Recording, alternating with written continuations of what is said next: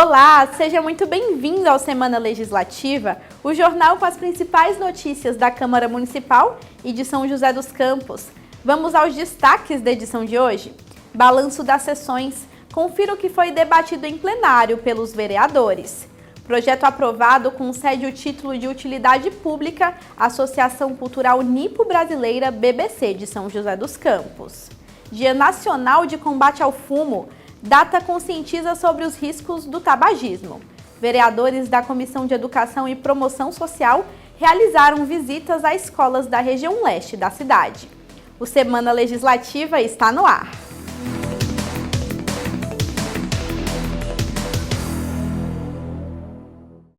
A gente começa a edição de hoje com um balanço do trabalho dos vereadores em plenário durante a 45ª sessão do ano. 11 projetos foram aprovados durante a 45ª sessão do ano. Entre eles, a proposta apresentada pelo vereador Rogério da Cazem, que institui a implantação da Sala Lilás nas unidades de urgência e emergência de São José dos Campos. Os locais são destinados ao atendimento de vítimas de violência doméstica e oferecem um ambiente seguro para acolher as mulheres. Os parlamentares ainda aprovaram 2 projetos na área da educação. O primeiro, apresentado pelo vereador Marcão da Academia, que autoriza o poder público a climatizar as escolas municipais do ensino fundamental e da educação infantil. Já o segundo projeto, este do vereador Sidney Campos, cria um programa municipal de leitura nas escolas da rede municipal. E o esporte também foi tema de um projeto aprovado de autoria do vereador Rafael Pascucci. A matéria inclui no calendário oficial de festas e comemorações da cidade o Dia Municipal do Bicicross Racing, BMX.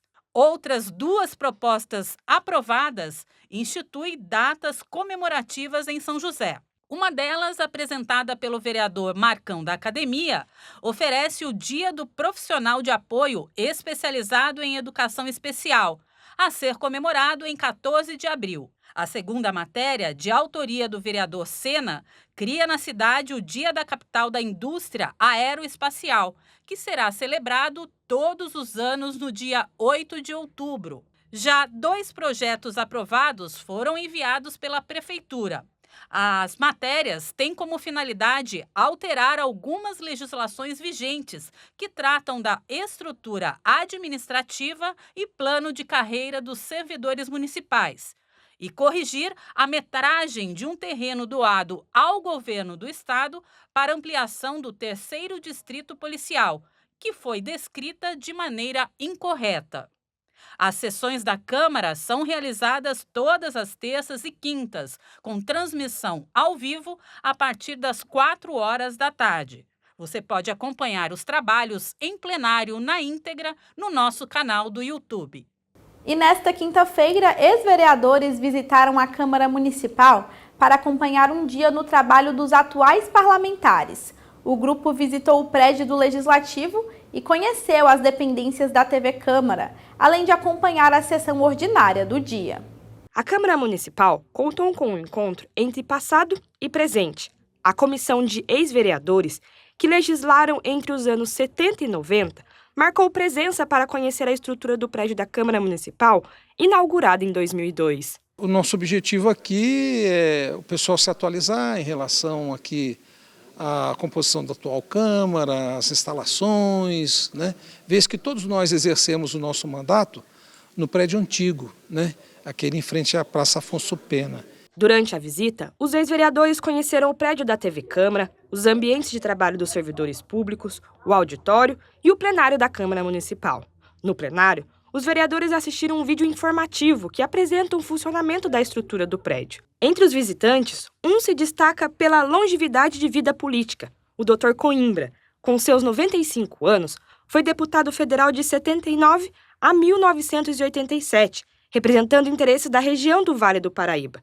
Sua trajetória política municipal teve início em 64, época em que a cidade não havia sequer 100 mil habitantes. Quando eu fui vereador, a cidade tinha menos de 100 mil habitantes.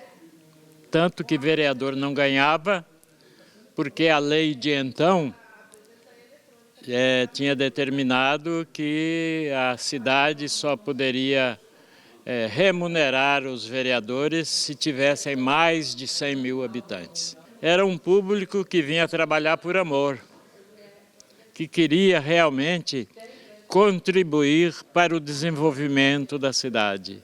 E fizemos isso. A visita também serviu para reforçar a importância da democracia. Segundo o coordenador da comissão, a Câmara Municipal é um espaço de diálogo e de pluralidade de ideias, onde os vereadores debatem políticas públicas sem deixar de fortalecer o trabalho em conjunto. E nós queremos sempre o melhor para a nossa cidade. E eu acho que a Câmara pode, deve cada vez mais jogar papel nesse sentido, de democratizar o processo político da cidade. Nós acreditamos nisso e por isso que nós estamos aqui, né, para exatamente visitar e valorizar o nosso poder legislativo. Nós temos muito orgulho da nossa Câmara Municipal e, é claro, acreditamos que todos os vereadores que compõem aqui a nossa Câmara também devem estar imbuídos desse propósito, né, de fazer a nossa cidade cada vez mais democrática, não só a nossa cidade, mas a sociedade, a cidade, mas o nosso país também cada vez mais democrático. Ainda sob o trabalho do Legislativo, a Frente Parlamentar da Habitação e Regularização Fundiária realizou a terceira reunião do ano nesta terça-feira. Vamos conferir como foi o encontro. Um pedido por mais diálogo. Moradores de bairros em áreas de risco participaram da terceira reunião da Frente Parlamentar da Habitação e Regularização Fundiária. Eles relataram aos vereadores denúncias de excesso de autoridade de fiscais e de demolições de casas sem ordem judicial, o que estaria gerando um clima de insegurança. Se a prefeitura está tendo uma ação que não condiz com aquilo que ela tem que fazer, nós temos que saber e dizer, olha, isso não pode se fazer. O que comentou agora na reunião, morador dizendo que o GCM foi lá e extrapolou, né, na sua autoridade, ele não tinha uma autorização para demolir, era apenas uma notificação e foram demolir, isso está errado, tá? Então a comissão quer ser avisada de alguma ação que a prefeitura vai fazer nesse sentido. Para os moradores, as ações da prefeitura seriam irregulares. Eles afirmam que o papel do poder público deveria ser de notificar e orientar, e não demolir imóveis sem o devido processo legal. E ela tem que primeiro cumprir o papel dela, social, que é o quê? Notificar e orientar o munícipe.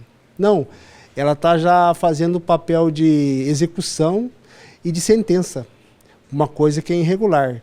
Se existe uma coisa no município que é irregular, a gente tem as leis para poder penalizar quem está irregular e não chegar lá e querer cumprir uma ação de execução, entendeu? E dando autonomia a um órgão público. Diante das denúncias, os vereadores se comprometeram a enviar um ofício para a prefeitura, pedindo a comunicação prévia antes de qualquer fiscalização ou demolição. Os parlamentares também vão visitar as regiões afetadas para conhecer a situação de perto. Nós vamos fazer a visita, sim, quando nos chamam, cada vereador tem o seu trabalho e quando nos chamam nós vamos também acompanhando a situação. Então o que a gente quer é que haja uma resolução para essas pessoas, para esses moradores, porque tem moradores que ganharam na justiça e mesmo assim tem fiscal indo, levando notificação, então isso não pode acontecer, a gente tem que acertar essa situação. A Frente Parlamentar também atua em soluções legislativas. Alguns projetos em tramitação na Câmara tratam de temas relativos à habitação. 2 propostas são do vereador Lino Bispo. Uma delas prevê a suspensão de demolições em áreas que não apresentam mais risco, com base em novos laudos. A outra incentiva parcerias para acelerar a regularização fundiária na cidade. Eu fiz um projeto autorizando a prefeitura a suspender essas demolições por conta do estudo que foi feito geotécnico, tá certo? Que deu uma nova característica das áreas, não é? ou seja, o risco 4 sumiu, né? Não tem mais áreas, moradias em risco 4, que era o atenuante para uma ação demolitória. Então, em função disso, eu fiz um projeto, né, autorizando a prefeitura a ter essa desistência. Um outro projeto que eu fiz também é sobre a regularização fundiária, não é? no município, que a prefeitura avance com parcerias com entidades e institutos que venham auxiliar a prefeitura na questão da regularização. A expectativa dos moradores é que, com a fiscalização e políticas públicas, a regularização traga mais direitos e segurança. A gente tem o poder legislativo, tem os vereadores que representam o povo, né? E se eles representam o povo, ele vem para balizar o direito e os deveres da sociedade. Então a gente vem aqui na Câmara falar com os vereadores para eles poderem, de fato, ser voz e vez da sociedade joseense.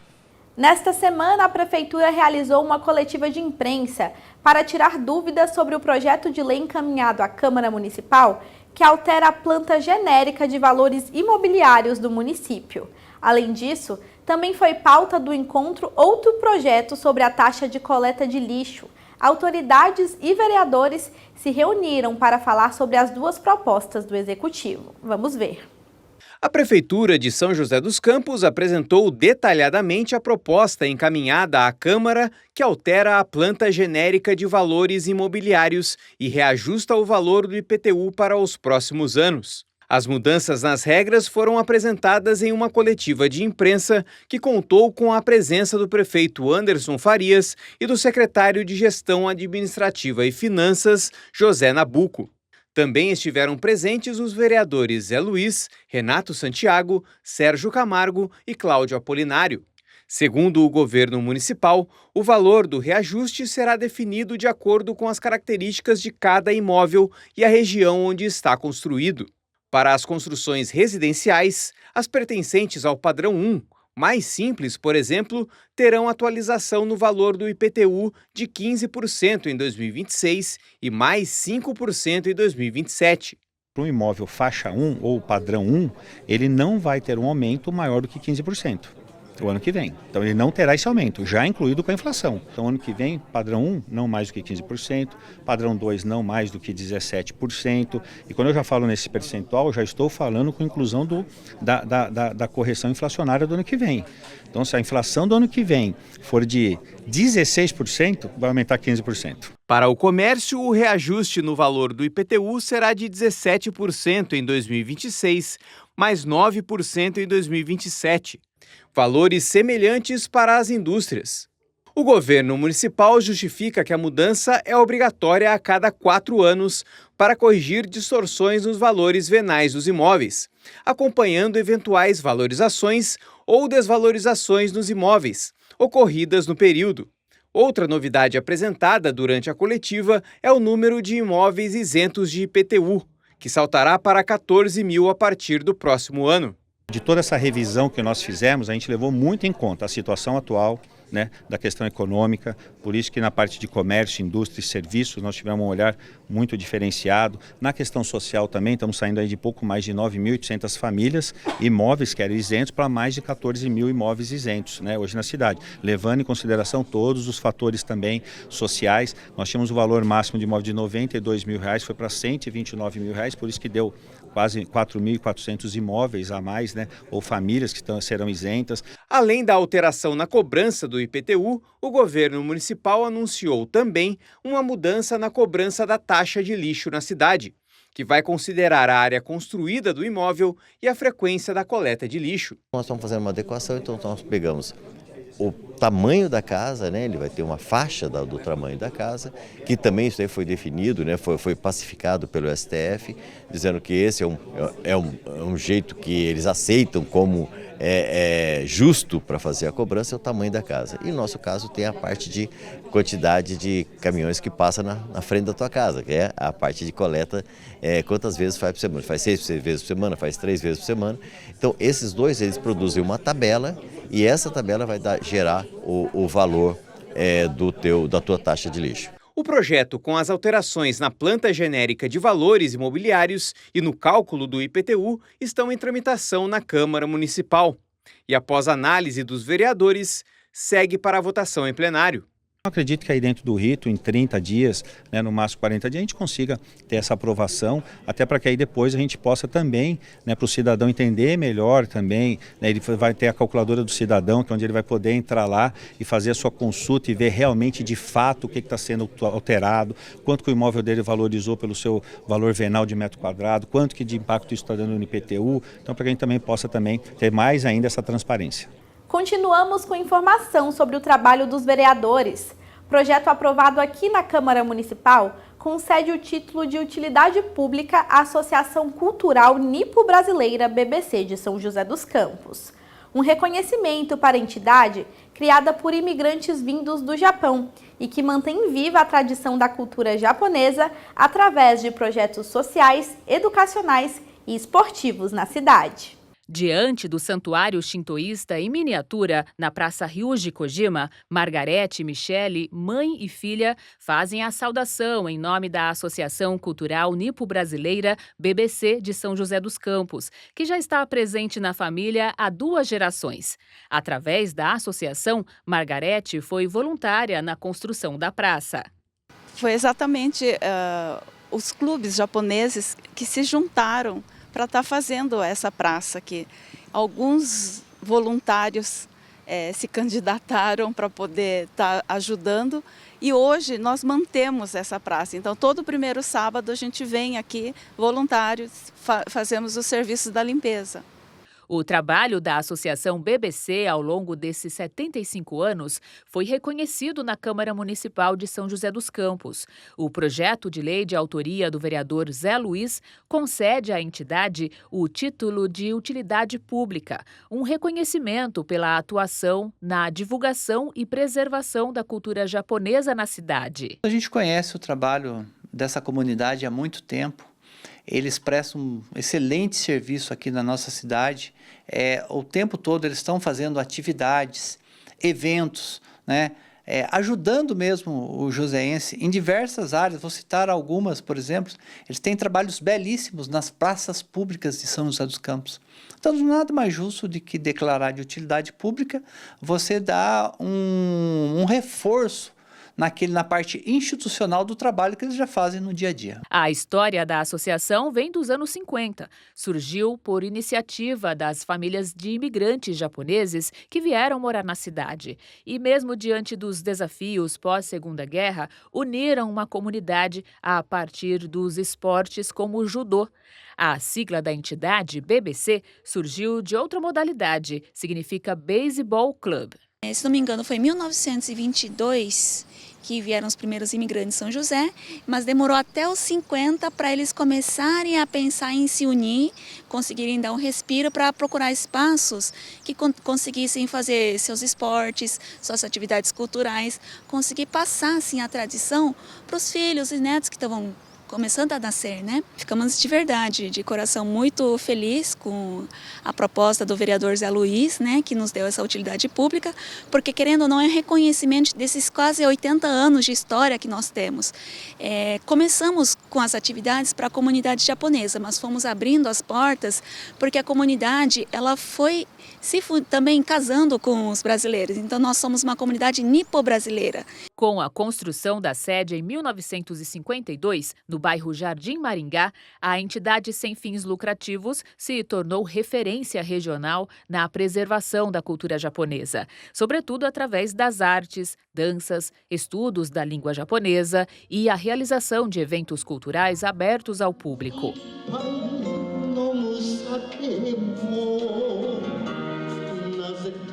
Na música, a prática do karaokê une famílias e amigos. A trilha é escolhida à moda antiga. Eles cantam os valores tradicionais do povo japonês, como a harmonia, o respeito e a tranquilidade.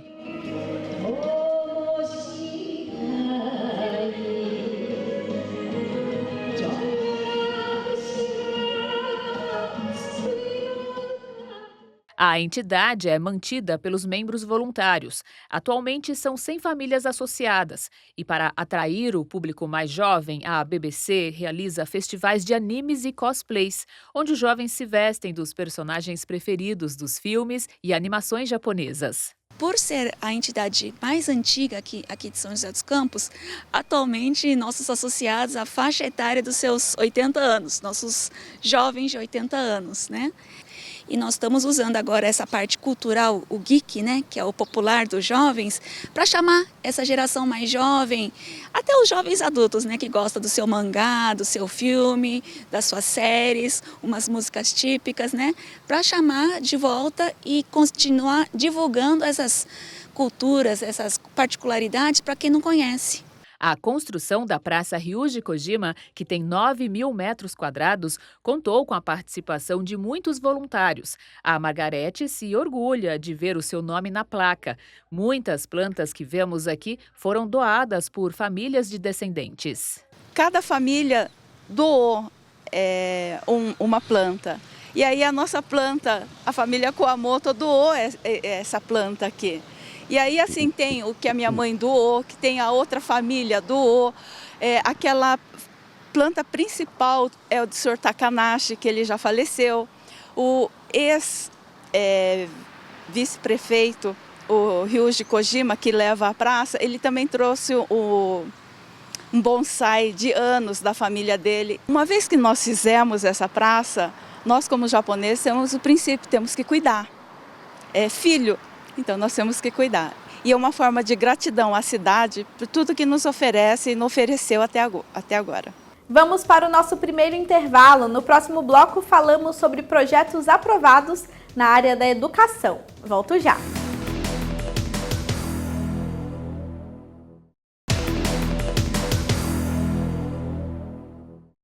Estamos de volta. Confira agora o balanço da 44ª sessão do ano. Os vereadores apreciaram documentos e debateram temas de interesse público. Mais de 250 documentos fizeram parte da pauta de votação da 44ª sessão do ano. Entre eles, 121 indicações com pedidos diversos. As sugestões apontavam serviços de manutenção pública em ruas, praças, calçadas e playgrounds da cidade. Outros temas indicavam a necessidade de recolher fiações elétricas em postes e propor uma regulamentação para o processo de internação compulsória para dependentes químicos. Já quanto aos requerimentos, as ações também eram diversas e contemplavam cobrança nas áreas da limpeza urbana, saúde, educação, perturbação do sossego, além de pedidos de informações sobre os projetos que prevêem correção nos valores do IPTU e taxa de coleta de lixo.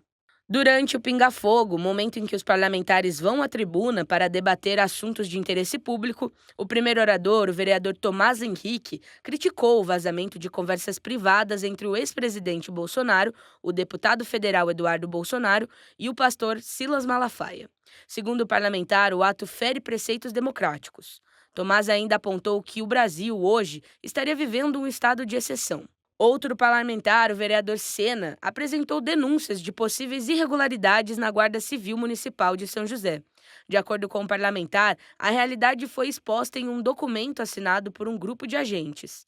Entre as queixas estariam o trabalho de rondas sem armas, perseguições e porte de arma vencido.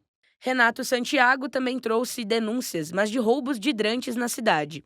Ele pediu a maior fiscalização e atuação das forças de segurança e lamentou o impacto do crime que afeta o meio ambiente e orçamento público. Como alternativa, Renato anunciou que propôs um projeto de lei com medidas de prevenção e combate ao furto de hidrômetros. A vereadora Amélia Naomi fez o uso da palavra. Ela protestou contra o reajuste no valor do IPTU e da taxa de lixo proposto por projetos de lei complementares enviados pela Prefeitura. Amélia considerou o aumento abusivo para algumas faixas, que poderão ter um reajuste de 50% no valor do IPTU, e cobrou um estudo detalhado que comprove a necessidade da nova cobrança. Já no tema do esporte, o vereador Marcão da Academia homenageou atletas da cidade pelas conquistas em um campeonato de jiu-jitsu. As sessões de Câmara são realizadas todas as terças e quintas, com transmissão ao vivo a partir das 4 horas da tarde. Você pode acompanhar os trabalhos em plenário na íntegra, no nosso canal do YouTube. E um projeto de lei aprovado aqui na Câmara instituiu e incluiu no calendário oficial de festas e comemorações do município o Dia das Mães e o Dia dos Pais.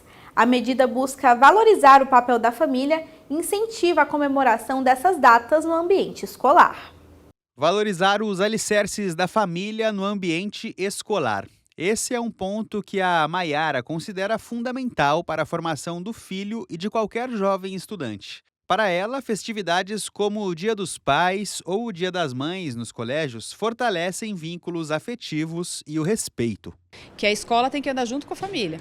Então, afasta um pouco, se você tira o Dia dos Pais, Dia das Mães, afasta um pouco. Dia de quem cuida de mim, tudo bem, existe, pode existir também, mas fica um pouco genérico. Você trazer o pai, trazer o Dia dos Pais, Dia das Mães para a escola, isso também faz com que os pais e as mães participem. A gente sabe que está muito terceirizado. Então, os professores, eu falando por mim, eu vejo que os pais terceirizam um pouco a mais, pouco além para os professores. Então, vamos trazer os pais, vamos trazer eles de volta para a escola. Maiara não é uma voz solitária quando o assunto é a valorização do papel da família no ambiente escolar. Alguns pais citam como motivo de insatisfação o fim de celebrações como o Dia dos Pais e o Dia das Mães em algumas escolas. Segundo as queixas, as datas foram trocadas por eventos como o Dia da Família ou o Dia de Quem Cuida de Mim. Essas reclamações motivaram o vereador Cláudio Apolinário a apresentar um projeto de lei que torna oficial a realização do Dia dos Pais e Dia das Mães nas escolas e creches do município. A matéria, aprovada em plenário, inclui as celebrações no calendário oficial de festas da cidade, com data própria, sempre na sexta-feira que antecede a comemoração nacional das festividades. Um projeto como esse, ele tem a função de provocar esta valorização do pai e da mãe na vida do aluno. Tem muitos pais que não participam nem da reunião das escolas. Quando as escolas promovem esse tipo de atividade, que é a comemoração do Dia dos Pais e Dia das Mães, a ideia é fortalecer esses vínculos. E fortalecendo os vínculos, automaticamente, o pai e a mãe passam a ter uma vida mais efetiva na vida do filho, o que automaticamente vai promover um crescimento. Professora e mãe, a Maiara foi uma das pessoas que apoiou o projeto apresentado pelo vereador Cláudio Apolinário. Para ela, uma conquista na defesa dos valores da família. Importante em relação ao afetivo para a mãe e para o pai, quanto é para a criança. E eu sempre bato na tecla da referência, o que significa o pai e a mãe. Então, assim, o trabalho artístico, o desenvolvimento de trabalho guiado em relação a essas datas comemorativas, elas são extremamente importantes e elas causam uma memória afetiva também para a criança e só confirma, só dá mais estrutura para a família. Então, por isso que eu penso que é super importante. De acordo com o projeto, a comemoração das datas tem como objetivo fortalecer vínculos familiares entre alunos, pais e responsáveis, enaltecer a importância da figura materna e paterna no desenvolvimento infantil e promover respeito às tradições da cultura brasileira. Ainda segundo a matéria, para a celebração do Dia dos Pais e das Mães, as escolas poderão realizar apresentações artísticas, oficinas, rodas de conversa, entre outras atividades pedagógicas e culturais. Quando você tem um pai e uma mãe que são valorizados, inclusive pelo ambiente escolar, a própria autoridade dos professores, por exemplo. Quem atribui ao professor essa autoridade? É o pai e a mãe. O pai e a mãe que diz, você vai para a escola, respeite o seu professor, aprenda. Então, esta figura de autoridade ela é muito importante. Se nós favorecemos isso, se nós fortalecemos isso, essa criança vai crescer melhor emocionalmente, essa criança vai crescer melhor psicologicamente, na questão da sua responsabilidade quanto ao estudo. Há, inclusive, estudos, tanto no estado de São Paulo quanto em nível nacional, que quando os pais participam da vida efetiva dos alunos, os alunos vão melhor na escola. Então não é só o fato de criar um melhor vínculo com a família, mas a família, ela constrói uma evolução no aprendizado dessa criança. O vereador Cláudio Apolinário defende que a participação nas celebrações não terá caráter obrigatório.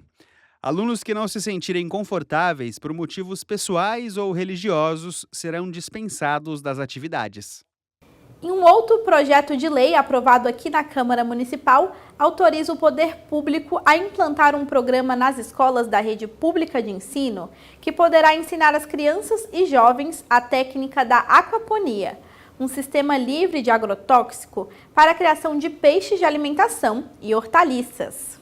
O Dorival não esconde a satisfação de ver o sistema de aquaponia em pleno funcionamento.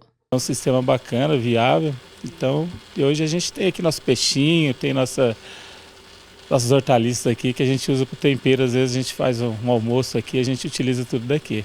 A técnica de aquaponia é um ecossistema ecológico completo. Nele, basicamente, o peixe cuida da planta e a planta cuida do peixe. O sistema é totalmente livre de agrotóxicos e pode ser feito com baixo custo. A gente tem uma caixa d'água onde ficam os peixes, né? Os dejetos dos peixes passam por 2 decantadores junto com a alimentação dos peixes, os resíduos que sobram. Passam por 2 decantadores e vão para um poço, onde tem uma bomba, tipo uma bomba de aquário, que manda essa água já fertilizada pelos dejetos do peixe para o sistema de aquaponia, para as câmaras de cultivo. Na câmara de cultivo há bactérias nitrificantes, onde transforma essa amônia que vem com essa água fertilizada em nitrito, nitrato, há minhocas ali dentro também, onde as plantas se alimentam. E as raízes fazem um filtro natural, devolvendo água limpa para os peixes. E é perfeito, porque se você adicionar alguma química para cuidar da planta, você mata o peixe. Então, se o peixe está vivo, e vocês vão ver que eles estão bem vivos, e as plantas bem verdes, é porque o sistema está perfeito. Este sistema de produção de alimentos une a aquicultura, que é a criação de peixes e organismos aquáticos, com a hidroponia, o cultivo de plantas em água. O David já trabalha com peixes há mais de 15 anos. Ele explica que as tilápias, as carpas e os quinguios são os mais indicados para o processo.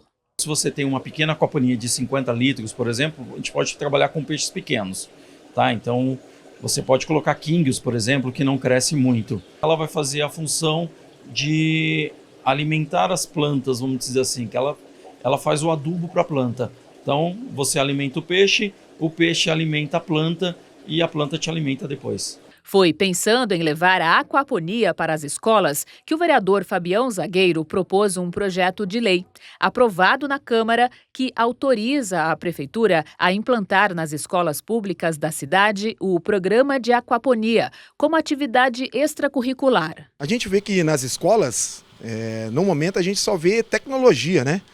Aí num bate-papo a gente conversando, falando assim, por que não levar esse projeto para as escolas municipais? Então o objetivo é realmente fazer nossos jovens sair um pouco da tecnologia e realmente colocar a mão na massa. O que será bom para as crianças? É realmente ela ver as coisas acontecer, né? Muitas crianças nossas não sabem ainda o que é uma cebolinha, não sabem o que é, né, um pezinho de alface. Realmente colocar a mão na massa, né? A gente viu aqui por vídeo, depois vocês vão ver, a criação de peixe. Eu acho que isso aí também vai ser usado na merenda da escola. De acordo com o projeto de lei aprovado, o programa de aquaponia para os alunos da rede pública de ensino poderá contar com atividades de capacitação sobre aspectos técnicos sanitários, ambientais e de produção, mecanismos de apoio para a aquisição dos insumos e equipamentos básicos necessários para a atividade. Então o objetivo, eu falo nas escolas, mas em qualquer área pública. Por exemplo, a gente tem o parque ecológico, né? O parque da cidade, sabe? Instalar e realmente ver isso aí crescer e mostrar para a nossa comunidade que a gente pode fazer a diferença. O Adriano e o Dorival são sócios de uma oficina no bairro Altos de Santana. Eles aproveitaram este espaço atrás da empresa para montar a aquaponia. Além dos peixes, tilápias e cascudos, tem as hortaliças, cebolinha, alface, hortelã e manjericão. O maior dom que eu acredito desse sistema é isso, né? É ver essa biologia funcionar perfeitamente, né? Que os excrementos do peixe alimentam as plantas crescem, limpam a água e devolvem para o peixe, né? Então eu acho que isso é muito interessante e eu fiquei muito feliz de ver esse interesse e dar nesse resultado, né? De estar aprovado hoje na Câmara e poder levar para as escolas, para os nossos jovens estar conhecendo um pouco mais da biologia desse ciclo completo. Ainda sobre o trabalho do Legislativo, vereadores que fazem parte da Comissão de Educação e Promoção Social realizaram visitas a escolas da região leste da cidade. O objetivo é acompanhar de perto as demandas da comunidade escolar. Uma visita que serviu também como uma atividade de fiscalização. A Comissão de Educação da Câmara foi conhecer de perto a estrutura de 2 escolas da cidade e acompanhar o trabalho educacional das unidades. A primeira parada foi no Colégio Professora Rosa Tomita, no Jardim São José II, que conta com 800 alunos matriculados. A visita é subimportante, até na primeira visita já comentei, né, tanto com o vereador Cláudio Apolinário, como com a vereadora Juliana, da gente fazer mais visitas, né? E a nossa presença também é importante porque pode se ouvir, a gente queria melhorar aqui, e uma fala da comissão, uma solicitação, um ofício da comissão para a Secretaria de Educação e também para o secretário de Governo, pode fazer alguma alteração em algo que não está andando muito bem. Durante a visita, os vereadores conheceram todos os espaços da escola: refeitórios, salas de aula e de ciências e as áreas de atendimento especializado. Quem apresentou os detalhes foi a diretora, que defendeu a importância do trabalho de fiscalização dos parlamentares. Essa equipe de fiscalização é importante que ela tenha, que ela faça esse acompanhamento com a gente, para garantir a qualidade, para garantir que a comunidade está sendo bem atendida e que o patrimônio público está sendo preservado, que a gente está usando as verbas corretamente. De lá, a Comissão de Educação seguiu para o Colégio Maria Antonieta Ferreira Paiar, no residencial Pinheirinho dos Palmares. A unidade conta com mais de 4.000 metros quadrados e 23 salas de aula. A escola tem ainda uma horta utilizada nas aulas de ciência. São mais de 1.000 estudantes matriculados. Eu acho importante para a comunidade, né, tanto para a Secretaria da Educação, para os moradores que elegeram, né, essas pessoas para estar representando eles, né, na Câmara, e eles fiscalizarem sim o trabalho da Secretaria da Educação, né, e dar essa devolutiva para a comunidade, para os eleitores deles, vendo os resultados, né, os investimentos que a Prefeitura de São José tem feito nas escolas municipais daqui da cidade. Com a visita, os vereadores esperam traçar um panorama sobre as condições do ensino na cidade. A proposta é acompanhar a situação das escolas, colher demandas e também vistoriar a execução do programa Educação 5.0, disponibilizado pelas 2 unidades visitadas. Essa visita ela é em decorrência daquilo que a gente vem tratando na Comissão de Educação e Promoção Social. As 2 escolas visitadas foram as escolas requisitadas pela vereadora Juliana e também pelo vereador Petiti. E eu fiz questão como presidente da comissão, eu que sou base do governo, de visitar a que eles sugeriram, exatamente para a gente ter um retrato exato daquilo que está acontecendo nas escolas em São José dos Campos. A nossa intenção de vir nas escolas foi exatamente para ouvir os diretores, os professores, sentir o sentimento das crianças e ver uma escola em pleno funcionamento. A gente vem em horário de funcionamento, com alunos em sala de aula, então isso obviamente que nos ajuda na propositura de novas leis, novos projetos, até de posicionamento da Comissão de Educação e Promoção Social. Para a vereadora Juliana Fraga, a fiscalização do ensino deve ser um compromisso da Comissão de Educação, uma atribuição fundamental para garantir a qualidade da estrutura e das diretrizes de aprendizado oferecidas pelas escolas municipais. Primeiro, é legal nós, os vereadores, virem ver, né, a realidade, mas também procurar ver outras realidades. Até mesmo para a gente propor alguns encaminhamentos, propor melhorias, ouvir. Eu acho que o que falta muito nessas visitas é aquele tete-a-tete com os professores, com a comunidade, porque aí você vai ver a realidade do que falta, o que é a demanda, porque prédio, papel, talvez não esteja faltando nessa escola, mas será que não está faltando um apoio, né, para uma professora em sala de aula, para um aluno com deficiência? Então, às vezes, a gente tem que olhar com mais cuidado. Mais uma pausa no Semana, na volta falamos sobre saúde, não sai daí!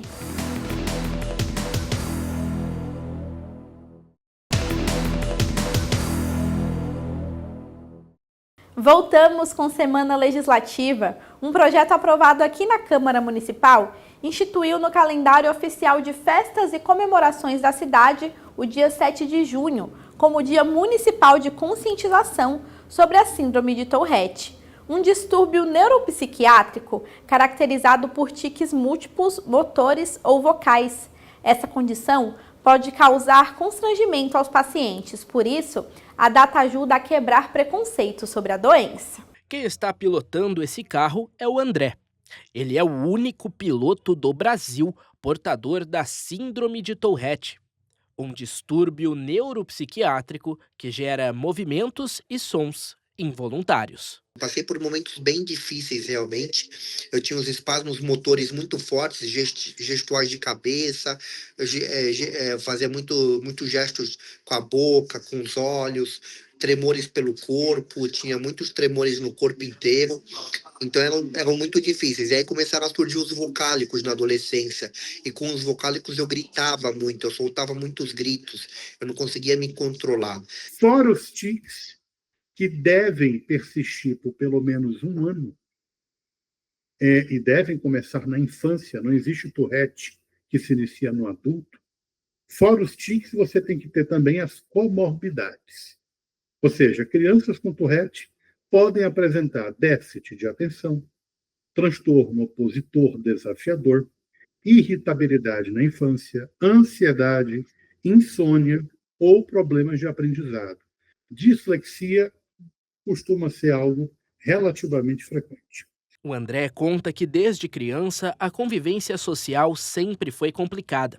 Na sala de aula ou em qualquer lugar com público, quando o surto acontecia, ele ficava muito constrangido. Eu gostava de ir a cinemas, ver filmes, comer com a minha família em restaurantes. Eu comecei a não frequentar mais esses lugares, porque os meus espasmos, tanto os espasmos motores quanto os espasmos vocálicos, atraíam muito a atenção das pessoas. E isso fazia com que eu me sentisse muito mal. Também foram situações em sala de aula, vividas ainda na infância, que motivaram o vereador Rogério da Acazem a apresentar um projeto na Câmara para criar o Dia Municipal de Conscientização sobre a Síndrome de Tourette em São José dos Campos. Na primeira série do ensino fundamental, eu conheci uma menina chamada Jaqueline e ela tinha assim uns tiques, né, que a gente fala, ela torcia a boca, o rosto, ela piscava muito, torcia o pescoço. E decorrente desses tiques, ela sofreu um grande bullying. E um dia eu perguntei para ela assim, por que você tem, né, essas manias, essas baldas? E ela falou para mim que ela não conseguia.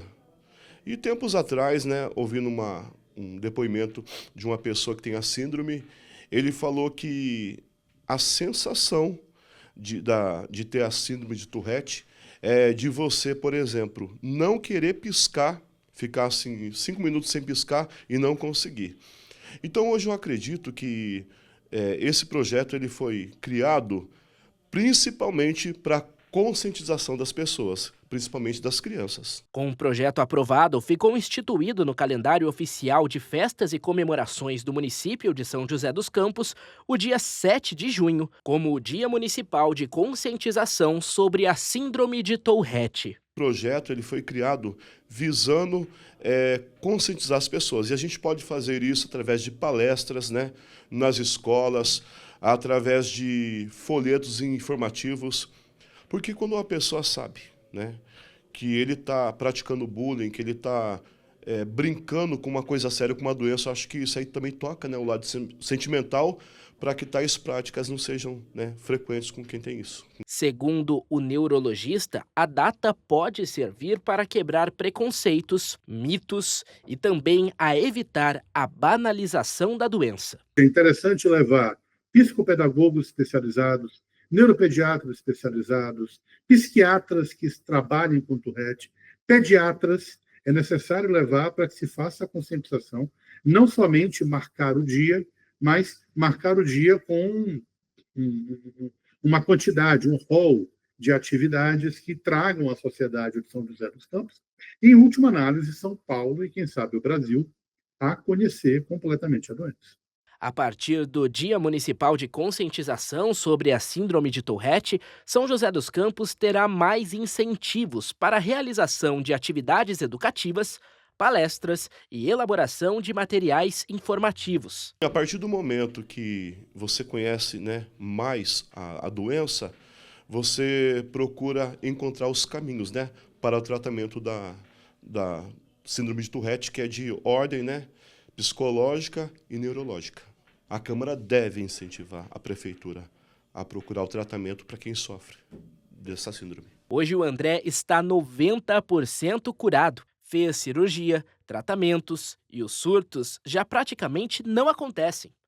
mas como já sofreu preconceito e dificuldades por conta da síndrome, sabe que uma data dedicada para falar sobre o transtorno é muito importante. A educação é a base do negócio, né? Se a gente tiver a educação das pessoas, orientação, passar não só para as crianças ainda pequenas, para elas entenderem que o coleguinha do lado dela pode ter um problema e que a gente tem que aceitar esse problema, que a gente tem que acolher, estender uma mão, mas passar para as famílias também. Orientação para as pessoas de uma forma geral, para que se elas conviverem com essa situação ali na frente, de uma pessoa que possa ser próxima ou uma pessoa que possa ser desconhecida, que elas não façam um julgamento precipitado e que elas procurem entender e acolher isso. Agora vamos falar de um assunto que tem preocupado as autoridades de saúde: a cobertura vacinal contra o HPV, papiloma vírus humano, está abaixo do esperado em São José dos Campos.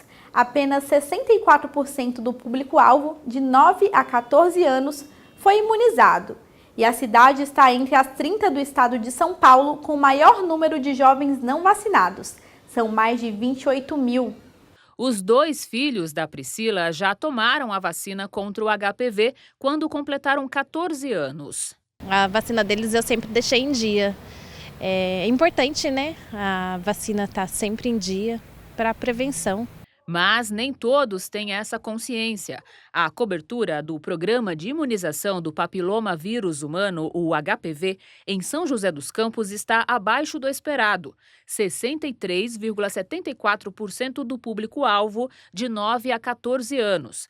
Para aumentar a cobertura, a Prefeitura passou a oferecer a vacina para adolescentes de 15 a 19 anos. Eu acho que é falta de informação, falta das pessoas saberem dos benefícios da vacina. Às vezes as pessoas recebem muita informação errada e ficam com essa informação errada. A gente está fazendo um resgate nesses jovens. Primeiro, a cobertura você tem que trabalhar, está no calendário já, de 9 a 14 anos. O que o Ministério está orientando?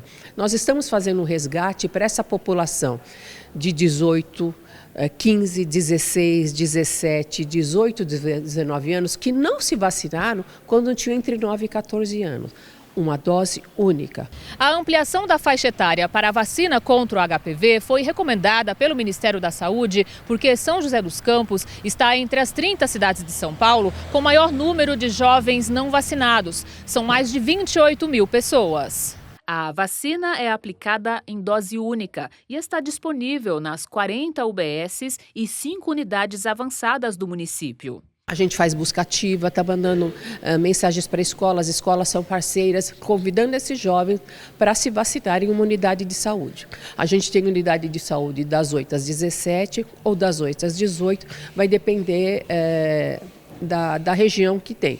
É só entrar no site da Prefeitura que você consegue essas informações. O imunizante previne contra os HPVs dos tipos 6 e 11, considerados de baixo risco, e os de alto risco, tipos 16 e 18, que podem causar câncer. O HPV é a principal causa do câncer de colo de útero nas mulheres. O pediatra explica que o vírus afeta a pele e mucosas do corpo humano, como o sistema respiratório e genital. Ele reforça a importância das meninas e dos meninos serem vacinados. A grande importância da vacinação contra esse vírus é diminuir o índice de câncer de colo uterino. Os meninos e as meninas devem receber, as meninas porque são futuras pessoas que podem desenvolver o câncer de colo uterino e os meninos porque são transportadores sãos do vírus. Então nós precisamos quebrar o ciclo da vivência desse vírus. Na Câmara Municipal, as políticas públicas para a conscientização sobre a importância da vacina contra o HPV são discutidas pelos vereadores para o desenvolvimento de ações que visem aumentar a adesão dos adolescentes e das famílias à vacinação. Eu acredito que muitos adolescentes eles não foram vacinados, não porque não quiseram. Eu acho que falta sim o incentivo da parte do poder público, falta assim, um esclarecimento e principalmente eu acho que tem momentos que você tem que ser bem explícito em contar para as pessoas o que pode acontecer caso eles não participem da vacinação. E eu acredito também que a Prefeitura precisa criar mais frentes nas escolas, sabe, através de cartilhas, de palestras, falando diretamente sobre a importância da vacinação. A gente é super a favor da vacina, a gente trabalha na divulgação para que os pais procurem as unidades básicas de saúde de São José dos Campos, são 45 unidades para vacinarem seus filhos. A nossa casa vem incentivando, junto à Secretaria Municipal de Saúde, a gente vem cobrando a Secretaria para fazer campanhas, para divulgar, chamar a população que vacine os seus filhos. É muito importante a gente ter essa consciência para evitar essas doenças aí a longo prazo. Ontem, 29 de agosto, foi comemorado o Dia Nacional de Combate ao Fumo. A data foi criada para conscientizar a população sobre os riscos do tabagismo e estimular a procura por tratamento. A vergonha em não conseguir abandonar o vício em cigarro fez com que essa mulher não quisesse ser identificada. O que começou como uma alternativa para aliviar o estresse e a ansiedade acabou se transformando em dependência. O começo não foi frequente, não era algo de todo dia, era uma vez ou outra, quando eu realmente estava muito ansiosa. E esse foi um dos maiores problemas, eu acredito, porque meu corpo acabou entendendo que isso era relacionado a uma forma de eu descansar, de eu relaxar.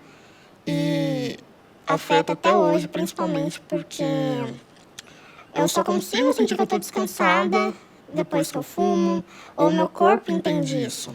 No Brasil, o tabagismo é tratado como coisa séria.